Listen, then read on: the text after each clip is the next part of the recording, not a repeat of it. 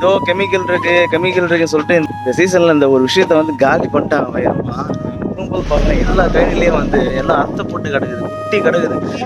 நாங்களே வந்து இதெல்லாம் வந்து நாங்கள் பொறுக்கிட்டு தான் வந்தோமே. அவ்வளோ பழம் கிட்டத்தட்ட நாங்களே ஒரு 10 பழம் எடுத்துருக்கோம். ஆனால் எல்லா பழமும் நல்லா தான் இருக்குது, ஃப்ரெஷ்ஷாக இருக்குது. ஆனால் இதெல்லாம் போயிருந்தா சேல்ஸ் பண்ணி அவங்க கண்டிப்பாக வந்து அவங்க ஒரு லாபத்தை பார்த்துருப்பாங்க. அவங்க போட்ட முதல்ல பாதியாக எடுத்துருப்பாங்க. லாபமே இல்லாமல் அவங்க எல்லாத்தையும் வீணடிச்சாங்க. ஆனால் அதுக்கு ஆட முடியல. பாவத்துக்கு இனிமேல் வயிற்றுச்சலாக இருந்துச்சு. அதெல்லாம் வீடு மனசே இல்லைன்னாவே இவ்வளோ பழத்தை வீணாக்கி வச்சுருக்காங்க பாருங்க. அந்த பாருங்க என்ன சொல்கிறது, ஸ்டாலின் வாழ்க, அதுதான் சொல்லணும். I don't care. இப்போ போடும்போது சவுண்டு கேட்குது இல்லை பயணமா? ஏன் வர மாட்டேன்? ஐயோ பெத்தம் கொதிக்குது உன்னை பார்க்க போயிரு. நம்ம மட்டும் கொடியோட பிரிச்சு எடுத்து சாப்பிட்றோம், நல்லா தானே இருக்குது டேஸ்ட்டு.